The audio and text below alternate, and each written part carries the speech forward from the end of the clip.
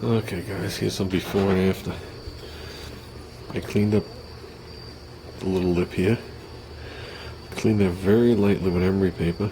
Then I Scotch-Brite it. Then I gave it a very slight crosshatch with Scotch-Brite.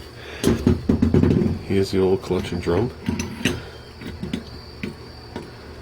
You guys can see right how bad that is.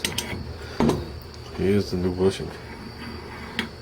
That barely moves.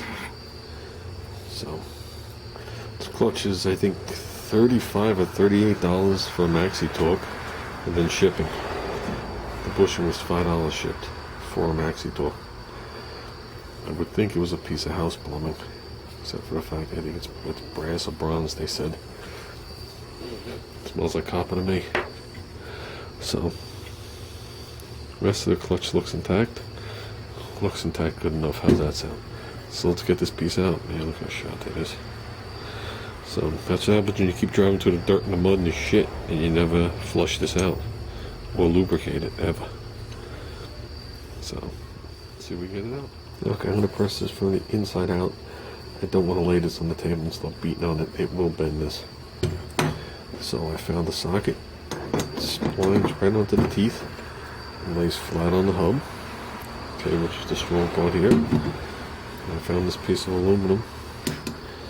It looks like it's the very close to the same size as the bushing. So I'll put this on a solid surface and I'll tap away, see if we can pop it out.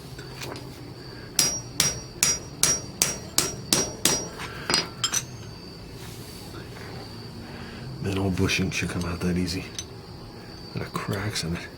It'd be ideal if we can get something that sat in there and then just went on the top. I'm gonna get something a little wider and flatter than this. So hold on guys. Actually we could use this, but it's gonna be on the top. Well, basically we have this tool. Basically what it is if you look at it, see we got a little ball bearing with a spring in it, just like a ratchet handle. And this takes different adapters and you beat races in with it. This is a nice boy. But look at this.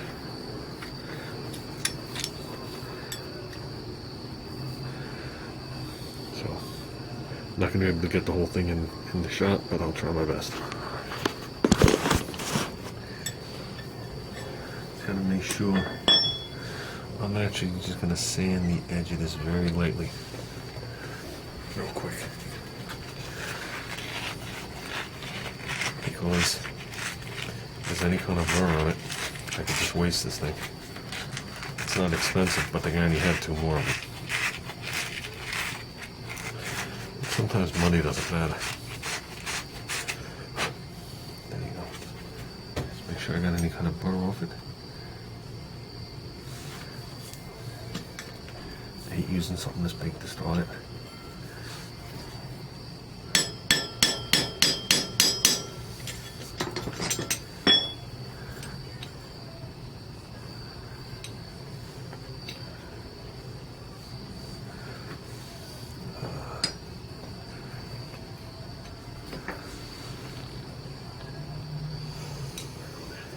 Something different.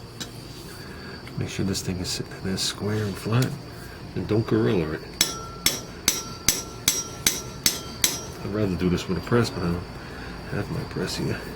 I sold that at Lake Compounds.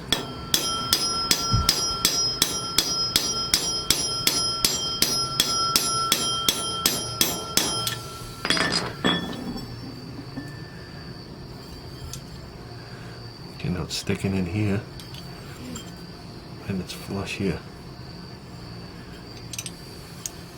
Question is how far is it supposed to come forward? And without even looking at another one, just gonna put it together.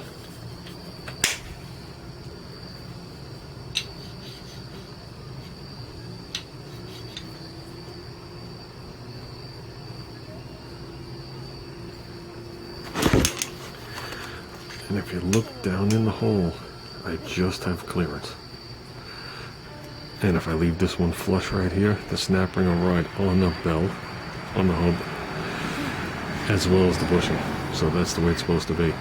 If I drive it any further, the outer drum is going to rub on the inner part. So that's the way it should feel.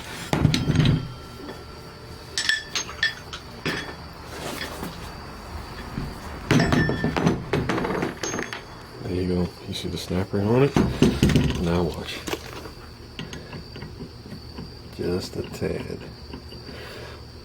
Before I put it on there, I put just a minuscule amount of grease. I just put on there, wiped it off. Okay? The right way to do it is a couple of drops of oil. You have to be careful. It'll go right up the shaft and it'll go inside the drum. So you gotta keep it light. The only time these things spin free is when you're not moving.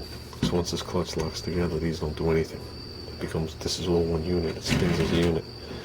It's when you're sitting there idling. Well, it's the center that spins, not the other part. So, beautiful. Remanufactured.